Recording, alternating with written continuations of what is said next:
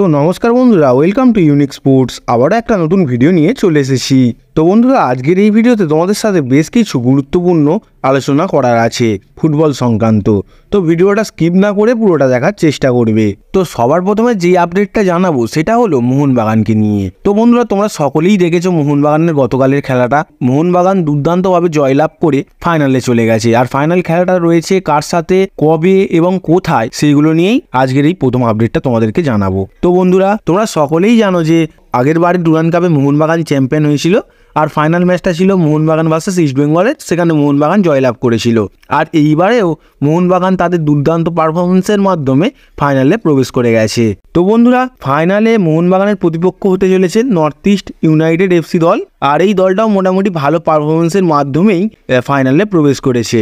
আর বন্ধুরা, এই নর্থ ইস্টের সাথে মোহনবাগানের ফাইনাল ম্যাচটা রয়েছে 31 তারিখ। আর এই ম্যাচটি আমাদের সল্টলেক স্টেডিয়াম অর্থাৎ যুবভারতী ক্রীড়াঙ্গনে হতে চলেছে বিকাল 5:30 থেকে। তো বন্ধুরা, এই ম্যাচে মোহনবাগান কেমন প্লেইং 11 নিয়ে নামতে পারে বা কীরকম তাদের চিন্তাভাবনা থাকে ম্যাচের জন্য, সেইটা তোমাদেরকে সন্ধ্যাবেলা একটা ভিডিওর মাধ্যমে জানিয়ে দেবো। তো বন্ধুরা, পরবর্তী আপডেটটা মোহনবাগানের ক্যাপ্টেন সুভাশিস বোসকে নিয়ে।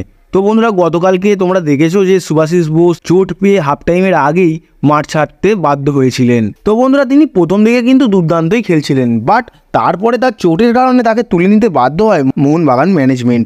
দেখো, মূল কারণটা হচ্ছে যদি বড় চোট হয়ে যায় তো সেই রিস্ক নিতে চাইছে না মোহনবাগান, সেই জন্যই তুলে নিয়েছিল কালকে হাফ টাইমের আগেই। আর তার পরিবর্তে মাঠে নামেন দীপেন্দু বিশ্বাস। তিনি কিন্তু দুর্দান্ত লেভেলের কালকে ডিফেন্ডিং করেন। আর এই প্লেয়ারটি খুবই ইয়াং প্লেয়ার, এর প্রতি মোহনবাগান ভরসাও দেখেছে। আর এই প্লেয়ারটিও মোহনবাগানের ভরসার যোগ্য পারফরমেন্স দিচ্ছে প্রতিটা ম্যাচেই। এবার তোমাদের জানাই যে আদেও চোটটা কি গুরুতর না গুরুতর নয়। তো বন্ধুরা, কালকে তোমরা সকলেই দেখেছো যে সুভাশিস বোসের পায়ে চোট লেগেছিল, বাট পরবর্তী সময়ে মানে কিছুক্ষণ পরে বা রাতের দিকে কোনো কিছু আপডেট জানা যায়নি। তার মূল কারণটা হচ্ছে আজকে তিনি ডাক্তারের কাছে চিকিৎসা করাতে যাবেন, তার পায়ে স্ক্যান হবে, তবে বোঝা যাবে যে চোটটা গুরুতর কি গুরুতর নয়। সেই জন্যই আগেভাগে কোনো কিছু খবর জানা যায়নি। আর সত্যিকার কথা বলতে গেলে সুভাশিস বোসের চোটটা নাও গুরুতর হতে পারে। তার মূল কারণটা হচ্ছে যখন 90 মিনিটের খেলা হয়ে গেছিলো, পেনাল্টি হবে, আরে তিনি উঠে দাঁড়াতেই পারছিলেন, তারপরে হাঁটতেও পারছিলেন। তো কিছুদিনের মধ্যেই হয়তো চোটটা সেরে যেতে পারে। আর হ্যামস্ট্রিং বা অন্য কোনো বড় সমস্যার সম্মুখীন হতে হয়নি বলেই মনে হচ্ছে। কিন্তু বন্ধুরা, চোটের কথা তো বলা যায় না, কখন কোন চোট বড় চোটে পরিণত হবে সেটা কিন্তু একদম বোঝা যাবে না। আগে রিপোর্টটা বেরোক, তারপরেই বোঝা যাবে চোটটা গুরুতর কি গুরুতর নয়। কি সবচেয়ে বড় কথা বন্ধুরা, মোহনবাগানের কিন্তু ডিফেন্সের মেন ভূমিকা সুভাশিস বোস, টম অ্যালরেড আর অ্যালবার্তো রড্রিগেজের। আর সুভাশিস বোস কিন্তু মোহনবাগানের ভরসাশীল একজন ডিফেন্ডার এবং ক্যাপ্টেন। তো বন্ধুরা, এবারে আসি বিশাল কায়েতকে নিয়ে। তো এই প্লেয়ারটিকে নিয়ে কী আর বলবো, যত দেখি ততই অবাক হয়ে যায়। কারণ একজন ইন্ডিয়ান গোলকিপার যা সেভ করছে, যা পারফরমেন্স দিচ্ছে, সেটা কিন্তু পুরোপুরি অবাক করার বিষয় হয়ে রয়েছে।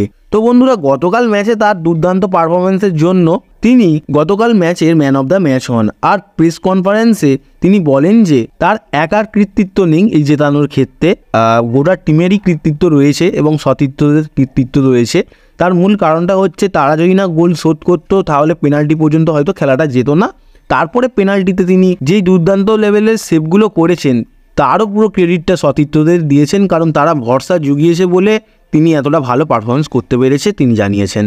তো বন্ধুরা, আমার একটা কোয়েশ্চেন রয়েছে, এটা আমার পার্সোনাল কোয়েশ্চেন, যে বিশাল কায়েতের মতো এত ভালো লেভেলের একটা গোলকিপার কেন টিম ইন্ডিয়াতে চান্স পাচ্ছে না? এটা কিন্তু সত্যিকারেরই একটা বড় কোয়েশ্চেন। আর আশা করা যায় পরবর্তীকালে তিনি টিম ইন্ডিয়াতে চান্স পাবেন।